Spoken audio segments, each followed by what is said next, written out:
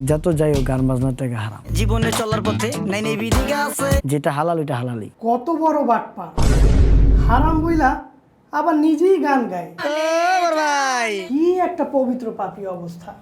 ভাই তাও এরকম নিজের প্রফেশন হারাম হইলে সেটা কি স্পষ্ট ভাষায় হারাম বলার সৎসাহস কয়জনই বা রাখে? যত যাই হোক গান বাজনার টাকা হারাম। বর্তমানে যেভাবে মানুষ নিজের সুবিধা মতো হারামকে হালাল বানাচ্ছে তেমনটা তো করে নাই। তার উপর বলতে গেলে আমরা সবাই পাপী, কিন্তু তার মতো স্পষ্ট ভাষায় নিজের পাপটা কয়জনই বা স্বীকার করতে পারে? কারণ নিজের হাজার হাজার কুকর্মের নাই হদিস। তাই আমার কাছে মনে হয় তার এই বিষয়টা নিয়ে ট্রল না করে তাকে অ্যাপ্রিসিয়েট করা উচিত, এরকম স্পষ্টভাবে হারামকে হারাম হিসেবে মেনশন করার জন্য।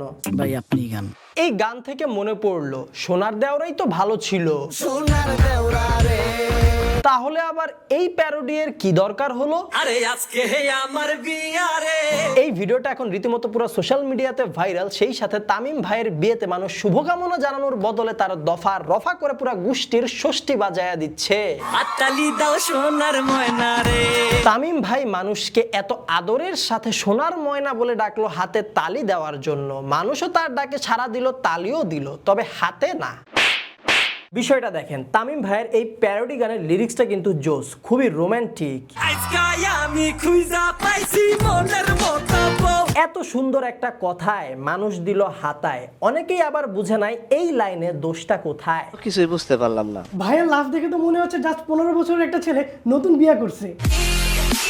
কিন্তু আসল বিষয়টা হচ্ছে এইটা আমাদের তামিম ভাইয়ের দ্বিতীয় বিয়ে। তার প্রথম বিয়েটা হয়েছিল আজ থেকে আরো 4 বছর আগে। তবে সেই বিয়েরও আগে তার প্রেমের বয়স ছিল 7 থেকে 8 বছর। এখন এই জায়গায় মানুষের কথা হচ্ছে 7 থেকে 8 বছর প্রেম করার পর বিয়ে করলো, তার সাথে সংসার করলো, সেইটা মনের মতো বউ হইলো না, কিন্তু নতুন কয়েক বছরের মধ্যে একজন পায়ে গেল, সেইটা হয়ে গেল মনের মতো বউ। মনের মতো বউ। দেখেন ভাই, দুইটা মানুষের ভিতরে কি চলে আমরা কিন্তু কিছুই জানি না। তাছাড়া তাদের ডিভোর্স কি জন্য হয়েছে সেইটাও কিন্তু আমরা কেউ জানি না। তাই কোনো কিছু না জানি না একপাক্ষিক দোষ দেওয়াটা ঠিক হবে না। আমাদের এই জার্নিটা যেন একটা নেভার এন্ডিং জার্নি হয় আমাদের। চারপাশে কত মানুষের ডিভোর্স হইতেছে, মানুষ আবার মুভ অনও করতেছে। বর্তমানে এমন একটা অবস্থা হয়ে গেছে যে একটা সম্পর্ক গড়ে তোলা থেকে সেই সম্পর্কটা টিকায় রাখা কঠিন কাজ হয়ে গেছে। তার উপর আবার জীবন কিন্তু সহজেই কারোর জন্য থেমে থাকে না, জীবন চলে আপন গতিতে। পরিমণি লুকায়া 5টা বিয়া করছে, তাতে কোনো দোষ হয় না। আর তামিম ভাই অনুষ্ঠান কইরা লোকজন জানায়া 2টা বিয়া করছে, তাতেই দোষ। আসলে বাঙালি ইমোশনাল তো, তাই বিচ্ছেদ মেনে নিতে পারে না, সে যে কারোই হোক না কেন। আমার বউ, hello everyone, this is my বউ। ভিডিওটা এখানেই শেষ করছি। আপনারা উড়াধুরা কমেন্ট করেন। কমেন্ট বক্সে যদি আপনারা 2000 কমেন্ট পার করে দেন তাহলে আমরা তুফান সিনেমার উড়াধুরা গান নিয়ে একটা রিভিউ ভিডিও করব।